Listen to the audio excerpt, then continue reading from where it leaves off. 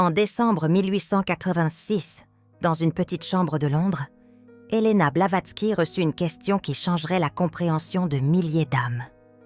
Une jeune femme enceinte, tremblante, lui demanda « Madame Blavatsky, pourquoi mon âme a-t-elle choisi de naître dans une famille si difficile?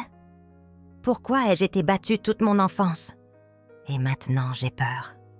Peur que mon bébé ait choisi la mauvaise mère. Peur d'être aussi horrible que ma propre mère. » Helena la regarda avec une compassion profonde. Elle dit « Ma chère, tu n'as pas compris. Ton âme n'a pas fait une erreur. Elle a choisi exactement cette famille, exactement ses parents, exactement cette souffrance, parce qu'elle avait des leçons précises à apprendre. Et maintenant, le bébé dans ton ventre t'a choisi toi. Pas par erreur, mais par amour. Il vient t'enseigner quelque chose que personne d'autre ne pourrait t'enseigner. » La jeune femme pleura. Pour la première fois, elle comprit. Sa vie difficile n'était pas une punition. C'était un choix fait par son âme avant même de naître. Helena lui dit « Assieds-toi, je vais te révéler le secret que le maître Koot-Oumi m'a enseigné. Le secret de comment l'âme choisit sa famille et pourquoi ce choix est toujours parfait, même quand il semble être le pire. Si vous êtes ici maintenant, ce n'est pas un hasard. Votre âme vous a guidé vers cette vidéo parce qu'il est temps que vous sachiez. Dans les prochaines minutes, vous allez découvrir comment votre âme a choisi votre famille, les 7 critères précis qu'elle a utilisés. Et pourquoi, même si votre famille Hatch était difficile, c'était exactement ce dont vous aviez besoin pour évoluer. Avez-vous déjà pensé que vous étiez né dans la mauvaise famille? Que vos parents ne vous comprenaient pas, que vous n'aviez rien en commun avec eux? Ce sentiment n'est pas une erreur, c'est une partie du plan. Un plan que votre âme a créé avant de naître, pour des raisons que vous allez maintenant comprendre. Helena Blavatsky passa des années à étudier le processus de la réincarnation avec les Mahatmas au Tibet. Entre 1875 et 1890, le maître Koot-Oumi lui révéla des secrets que presque personne ne connaît. Des secrets sur ce qui se passe entre 2 vies, sur le conseil des âmes, sur le contrat prénatal, sur comment et pourquoi l'âme choisit précisément sa prochaine famille. En novembre 1880, Koot-Oumi emmena Helena en voyage astral. Il lui dit « Helena, je vais te montrer quelque chose que peu d'humains ont vu. Je vais te montrer le hall des choix. C'est là que les âmes vont avant de se réincarner. C'est là qu'elles choisissent leur prochaine vie, leur prochaine famille, leur prochain corps. Tout. » Helena se sentit sortir de son corps physique. Elle monta à travers les plans astraux. Elle arriva dans un lieu de lumière dorée. C'était le hall des choix. Elle vit des centaines d'âmes. Certaines brillaient intensément. D'autres étaient ses plus faibles. Toutes étaient en train de planifier leur prochaine incarnation. Koot-Oumi lui montra une âme en particulier. Il dit « Regarde cette âme. Elle va se réincarner dans 3 mois. Elle est maintenant en train de choisir sa famille. Observe le processus. » Helena regarda. L'âme était entourée de guides spirituels. Ils lui montraient différentes options, différentes familles, différents corps, différentes vies possibles. Koot-Oumi expliqua. Le choix de la famille n'est pas aléatoire. Il suit 7 critères sacrés. Ces critères déterminent exactement quelle famille l'âme va choisir. Et chaque critère a une raison précise, liée à l'évolution de l'âme. Le premier critère, dit Koot-Oumi, c'est le karma à équilibrer. L'âme regarde les dettes karmiques qu'elle porte de vies passées. Elle identifie les âmes avec qui elle a des liens karmiques non résolus. Ces âmes vont souvent devenir sa famille dans la prochaine vie. Parents, frères, sœurs, enfants. Par exemple, expliqua Koot-Oumi, si dans une vie passée tu as abandonné quelqu'un, tu pourrais choisir dans ta prochaine vie d'être abandonné par tes parents. Non pas comme punition, mais comme enseignement, pour comprendre ce que l'autre a ressenti, pour développer la compassion, pour équilibrer le karma. Elena vit l'âme dans le hall des choix, identifier 3 âmes avec qui elle avait des dettes karmiques. Ces 3 âmes allèrent devenir ses parents et sa sœur. L'âme savait que cette famille serait difficile, mais elle savait aussi que c'était nécessaire pour son évolution. Le deuxième critère, continua Kuthumi, c'est les leçons spécifiques à apprendre. Chaque incarnation a un thème principal, une leçon centrale que l'âme vient maîtriser. L'amour inconditionnel, le pardon, le courage, la compassion, l'autonomie, le lâcher-prise. La famille est choisie précisément pour enseigner cette leçon. Si l'âme doit apprendre le pardon, dit Kuthumi, elle va choisir une famille où elle sera profondément blessée. Parce que c'est seulement à travers la blessure profonde qu'on apprend vraiment le pardon. Si l'âme doit apprendre l'autonomie, elle va choisir une famille qui ne la soutient pas, qui la rejette, parce que c'est seulement à travers le rejet qu'on apprend à se tenir debout seule. Elena comprit soudain. Elle dit « Alors les familles difficiles ne sont pas des erreurs, ce sont des écoles intensives. » Kuthumi sourit et dit « Exactement. Les âmes avancées choisissent souvent les familles les plus difficiles, parce qu'elles veulent évoluer rapidement. Elles savent que la souffrance accélère l'évolution. Si elles choisissaient des familles faciles, leur croissance serait lente. Le troisième critère, révéla Kuthumi, c'est le rôle spécifique dans le groupe d'âmes. Les âmes voyagent en groupe. Les mêmes âmes se réincarnent ensemble, encore et encore. Parfois comme famille, parfois comme amis, parfois comme ennemis, mais toujours ensemble, parce qu'elles ont des leçons à apprendre ensemble. Dans chaque incarnation, dit Kuthumi, chaque âme du groupe joue un rôle différent. Dans une vie, tu es la mère. Dans la suivante, tu es la fille. Dans une autre, tu es la sœur. Les rôles changent, mais le groupe reste. Et chaque rôle est choisi pour développer des qualités spécifiques. Elena vit l'âme dans le hall des choix, reconnaître d'autres âmes de son groupe. Elle savait qu'elle avait été la mère de cette âme dans une vie passée. Maintenant, cette âme allait devenir sa mère. Les rôles s'inversaient. C'était une partie de l'équilibre cosmique. Chaque âme doit expérimenter tous les rôles pour comprendre pleinement l'expérience humaine. Le quatrième critère, expliqua Kuthumi, c'est les conditions physiques et sociales nécessaires. L'âme ne choisit pas juste la famille, elle choisit aussi le corps, la santé, le sexe, la race, la classe sociale, le pays, l'époque. Tout est choisi selon les besoins d'évolution de l'âme. Une âme qui doit apprendre l'humilité va souvent choisir de naître dans la pauvreté. Une âme qui doit apprendre la gratitude va choisir un corps avec des limitations physiques. Une âme qui doit apprendre la résilience va choisir une époque de guerre ou de crise. Rien n'est aléatoire. Tout est choisi consciemment avant la naissance. Kuthumi montra à Elena une âme qui choisissait de naître avec une maladie chronique. Elena fut choquée.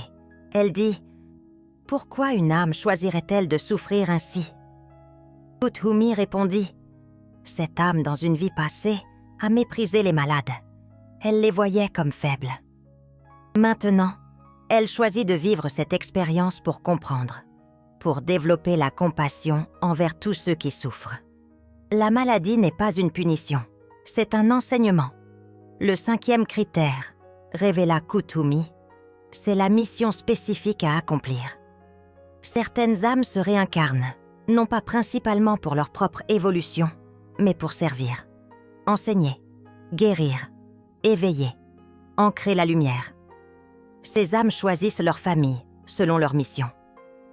Par exemple, dit Kuthumi, une âme qui vient enseigner le pardon radical pourrait choisir une famille extrêmement abusive.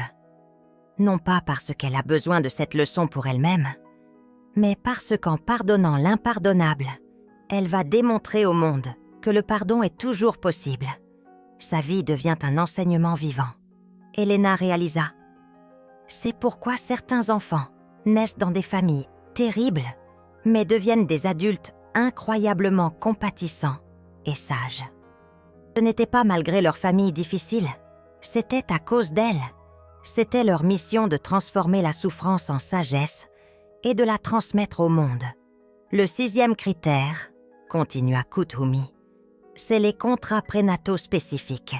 Avant de naître, l'âme fait des accords avec d'autres âmes, des contrats. Je t'enseignerai ceci, tu m'enseigneras cela. Je jouerai le rôle du parent absent pour que tu apprennes l'autonomie. Tu joueras le rôle de l'enfant difficile pour que j'apprenne la patience. Ces contrats, expliqua Kuthumi, sont faits avec amour. Même si dans la vie physique les rôles semblent cruels ou injustes, au niveau de l'âme, c'est un service mutuel. Les âmes s'aident les unes les autres à évoluer en acceptant de jouer des rôles difficiles. Kuthumi montra à Elena 2 âmes qui faisaient un contrat. La première âme dit « Dans cette prochaine vie, j'accepte d'être ton père alcoolique et violent. Je sais que ce rôle va te causer une grande souffrance, mais je le fais par amour, parce que cette souffrance va te forcer à développer ta force intérieure, à devenir autonome, à apprendre que ta valeur ne dépend pas de l'amour de tes parents. Et à la fin de ta vie, tu seras une âme extraordinairement forte et compassionnante. » La 2e âme répondit « Je comprends. J'accepte ce contrat. Et je promets qu'après cette vie, quand nous nous retrouverons sur les plans supérieurs, je remercierai. Parce que je sais que tu fais un sacrifice. Jouer le rôle du méchant est difficile pour ton âme aussi. » Elena pleura en voyant cela. Elle comprit. Les parents toxiques ne sont pas toujours des âmes mauvaises. Parfois, ce sont des âmes courageuses qui ont accepté de jouer un rôle difficile pour aider une autre âme à évoluer. Au niveau de l'âme, c'est un acte d'amour, même si au niveau humain, c'est vécu comme de la cruauté. Le 7e critère, révéla Kuthumi, c'est le timing cosmique et les cycles planétaires. L'âme doit choisir non seulement quelle famille, mais aussi quand naître. Les configurations astrologiques au moment de la naissance créent des énergies spécifiques qui soutiennent les leçons que l'âme vient apprendre. Une âme qui doit apprendre le leadership va choisir de naître sous des configurations solaires fortes. Une âme qui doit développer la sensibilité émotionnelle va choisir des configurations lunaires. Une âme qui doit apprendre la transformation va choisir des configurations plutoniennes. Tout est précisément calculé. Après avoir vu tout cela, Elena demanda à Kuthumi « Mais pourquoi l'âme oublie-t-elle tous ses choix après la naissance ? Si elle savait qu'elle a choisi consciemment sa famille difficile, elle ne souffrirait pas autant. » Kuthumi répondit « L'oubli est nécessaire. Si l'âme se souvenait de tous ses choix, la leçon ne serait pas authentique. Elle devrait ressentir la souffrance complètement pour vraiment la comprendre. Mais les indices sont toujours là. »« Quels indices ?» demanda Elena. Kuthumi expliqua. « Les sentiments de déjà-vu quand tu rencontres certaines personnes de ta famille. La reconnaissance immédiate de certains traits de caractère. Les rêves avant la naissance, où l'âme voit sa future famille. Les moments de clarté où tu sais intuitivement pourquoi tu es dans cette famille. Ces indices sont des fragments de mémoire du choix prénatal. » Kuthumi enseigna alors à Elena une technique que les âmes peuvent utiliser pour se souvenir de leur choix. Il l'appela la méditation du contrat prénatal. C'est une méditation profonde où l'âme retourne au moment où elle a choisi sa famille et comprend consciemment pourquoi ce choix a été fait. La technique avait 6 étapes.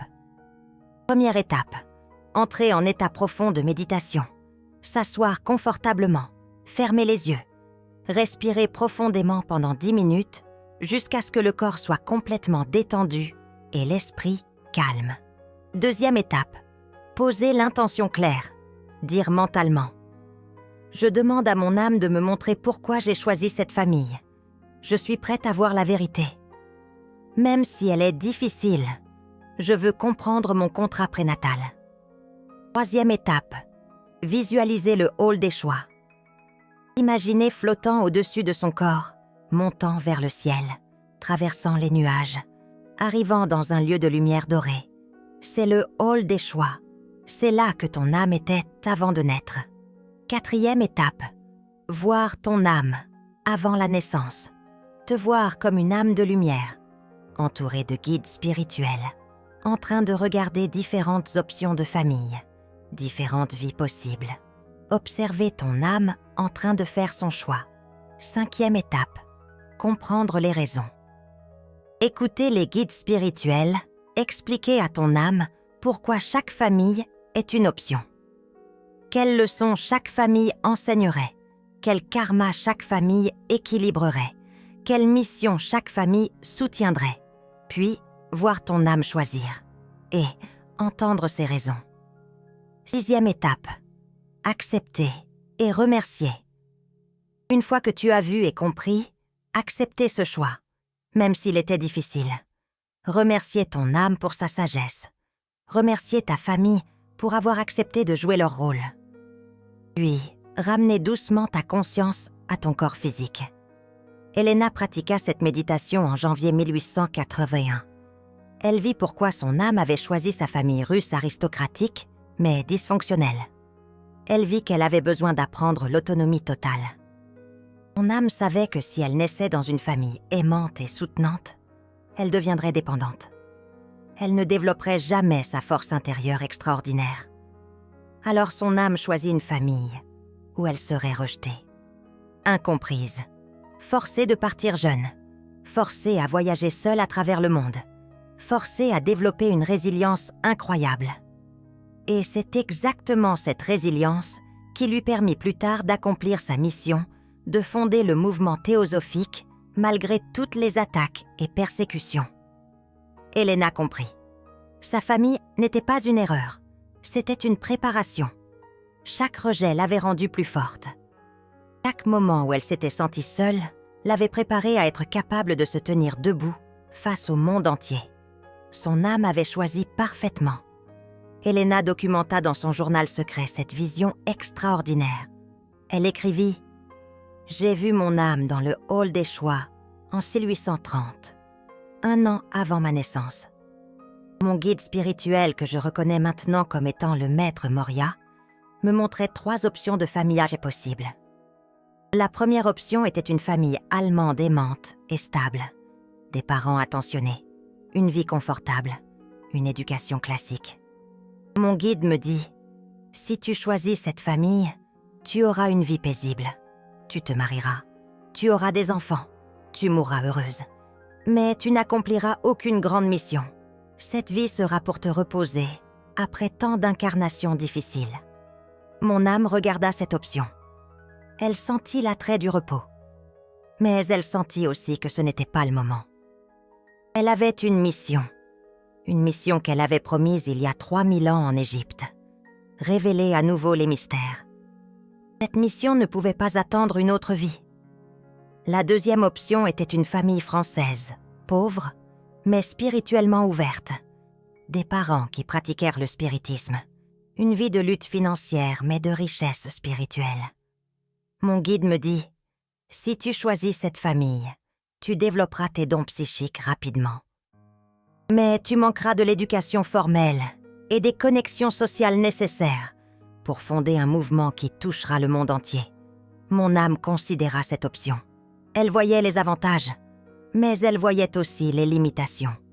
Pour accomplir sa mission, elle avait besoin non seulement de dons spirituels, mais aussi d'éducation, de langue, de capacité à naviguer dans les hautes sphères sociales. Cette famille ne fournirait pas cela. La troisième option était la famille von Hahn en Russie. Une famille aristocratique, richesse, éducation, voyage, mais aussi dysfonction, parents absents, rejet émotionnel, mariage forcé, incompréhension totale.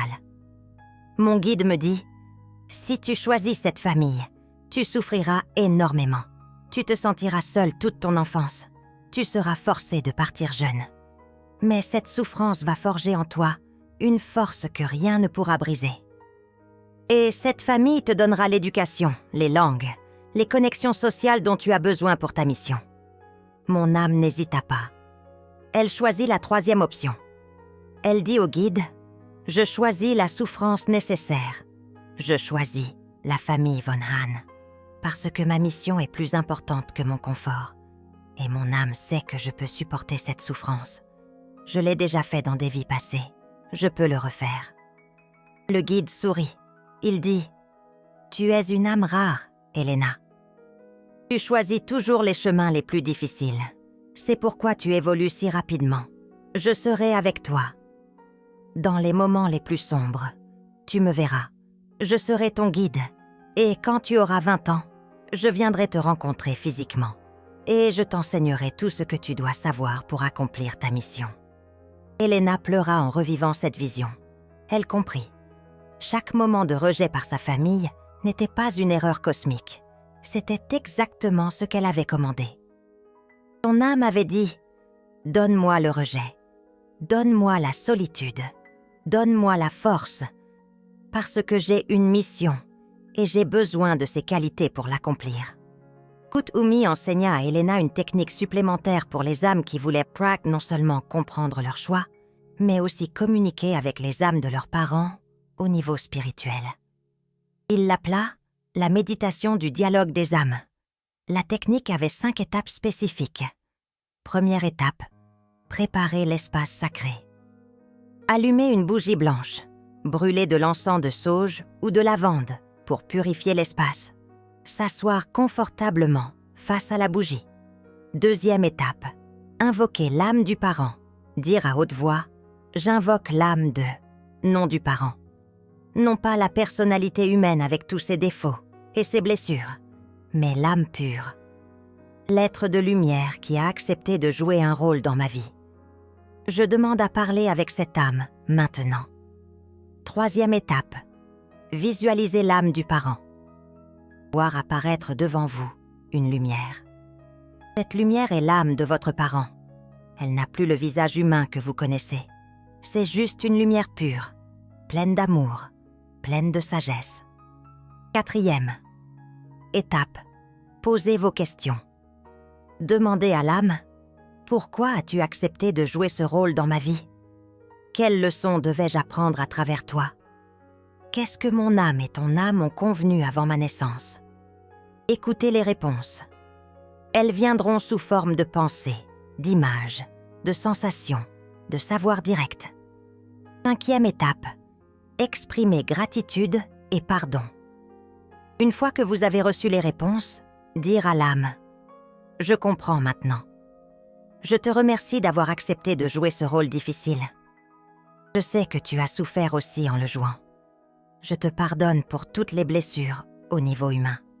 Et je demande ton pardon pour toutes les fois où je t'ai jugé ou haï. Au niveau de l'âme, nous sommes liés par l'amour. Merci. » Elena utilisa cette technique en 1883 pour communiquer avec l'âme de sa mère décédée. Sa mère avait été froide et distante toute sa vie. Elena avait souffert de ce manque d'amour maternel.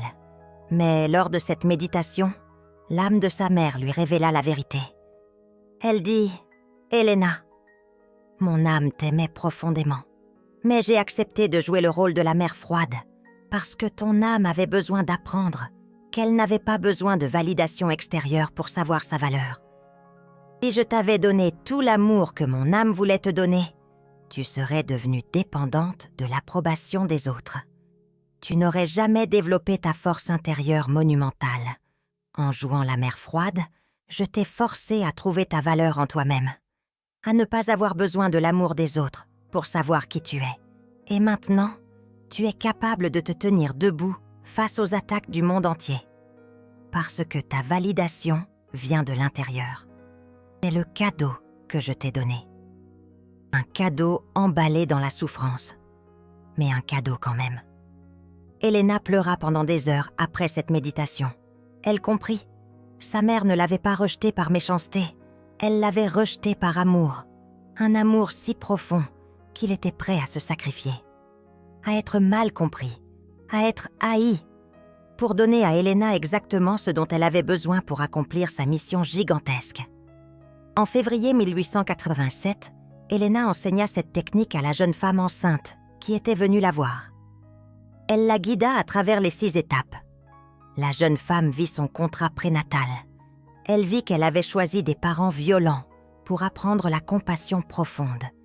Et maintenant, son bébé l'avait choisie, elle, comme mère, pour apprendre quelque chose de différent.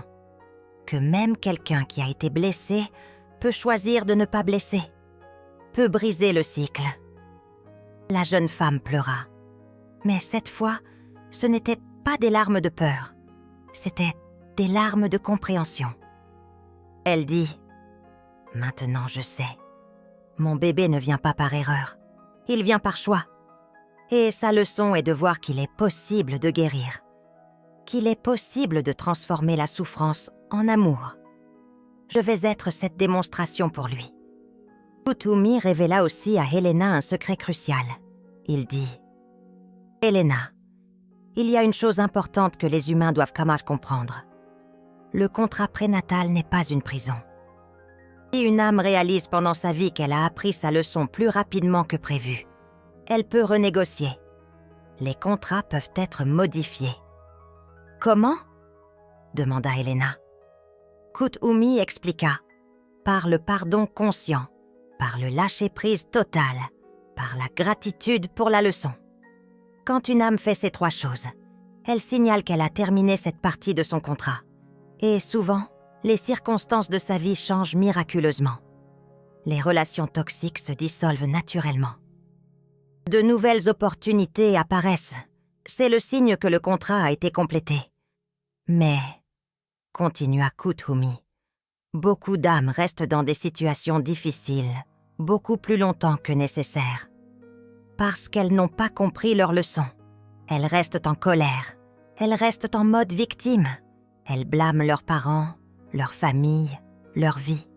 Et tant qu'elles font cela, la leçon n'est pas apprise. Le contrat ne peut pas être complété. La clé, dit Kuthumi, c'est de comprendre que ta famille t'a enseigné exactement ce que ton âme voulait apprendre, même si c'était douloureux. Une fois que tu vois cela, une fois que tu pardonnes complètement, une fois que tu dis « merci pour la leçon », tu es libre, le contrat est terminé, et ta vie peut commencer à refléter cette libération.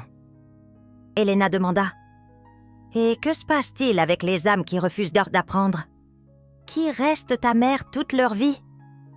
Kuthumi répondit « Elles devront revivre la même leçon dans la prochaine vie. Peut-être avec une famille encore plus difficile. Parce que l'univers va augmenter l'intensité jusqu'à ce que l'âme apprenne. C'est pour cela qu'il est si important de comprendre maintenant, dans cette vie, pour ne pas avoir à répéter. » En avril 1891, quelques semaines avant sa mort, Helena écrivit une lettre finale à ses étudiants sur le choix de la famille. Elle écrivit « Si vous avez eu une famille difficile, sachez que votre âme l'a choisie consciemment. Pas pour vous punir, mais pour vous faire évoluer. Votre famille était votre plus grande école, vos parents étaient vos plus grands professeurs, même s'ils ne le savaient pas eux-mêmes. Maintenant que vous comprenez cela, vous avez un choix. Vous pouvez rester en colère pour le reste de votre vie, ou vous pouvez voir la perfection divine dans chaque moment de souffrance. Vous pouvez remercier votre famille pour avoir joué leur rôle difficile. Vous pouvez pardonner complètement et vous pouvez vous libérer. » Helena mourut le 8 mai 1891 à 17h45. Ses derniers mots inclurent « Je retourne à la maison. Et là-bas, je vais remercier tous ceux qui ont joué des rôles difficiles dans ma vie. Parce que maintenant je vois. Ils m'ont tous aimé à leur façon, en acceptant d'être mes adversaires, mes rejeteurs, mes persécuteurs. Ils ont sculpté mon âme en diamant. Maintenant, si vous sentez votre cœur vibrer en écoutant ces mots, vous savez pourquoi. Votre âme reconnaît la vérité. Vous avez choisi votre famille. Vous avez choisi chaque difficulté. Vous avez choisi chaque souffrance. Non pas parce que vous étiez masochiste, mais parce que vous étiez courageuse, parce que vous vouliez évoluer rapidement. Parce que vous saviez que la souffrance sculpte les âmes les plus brillantes. Il y a un geste sacré que Helena appelait la chaîne dorée des âmes courageuses. C'est quand une âme reconnaît une autre âme qui a choisi consciemment une famille difficile et honore ce courage. YouTube a ce cœur doré là en bas, le Super Thanks. Quand vous utilisez ce geste, vous créez un lien entre toutes les âmes qui ont eu le courage de choisir des familles difficiles pour évoluer plus vite. Ce n'est pas de l'argent. C'est une reconnaissance d'âme à âme. Je te vois. Je reconnais ton courage. Je t'honore. Vous pouvez maintenant choisir. Vous pouvez continuer à être en colère contre votre famille. Vous pouvez continuer à vous sentir comme une victime. Ou vous pouvez comprendre. Comprendre que votre âme a tout choisi consciemment. Comprendre que votre famille vous a offert exactement les leçons dont vous aviez besoin. Et maintenant, vous pouvez pardonner, remercier et vous libérer. Si vous faites la méditation du contrat prénatal, vous allez voir. Vous allez comprendre pourquoi votre âme a choisi cette famille spécifique. Et cette compréhension va tout changer. Vous ne verrez plus votre famille comme vos ennemis. Vous les verrez comme vos plus grands professeurs. Des âmes courageuses qui ont accepté de jouer des rôles difficiles pour votre évolution. Votre famille vous a aimé, à sa façon, même si cet amour ressemblait à de la cruauté. Au niveau de l'âme, c'était un service. Maintenant, vous savez. Maintenant, vous pouvez guérir. Maintenant, vous pouvez être libre. Écrivez dans les commentaires si vous avez compris pourquoi votre âme a choisi votre famille. Partagez votre compréhension. D'autres âmes ont besoin de lire votre histoire. Elles ont besoin de savoir qu'elles ne sont pas seules, que nous avons toutes choisi nos familles, consciemment, et que ce choix était toujours parfait, même quand il semblait être le pire. Vous avez choisi votre famille. Votre famille vous a choisi. Et maintenant que vous savez pourquoi, vous êtes libre. Libre de pardonner. Libre d'être reconnaissante. Libre de vivre pleinement sans le poids de la colère et du ressentiment. Vous êtes libre. Maintenant. Toujours. Parfaitement.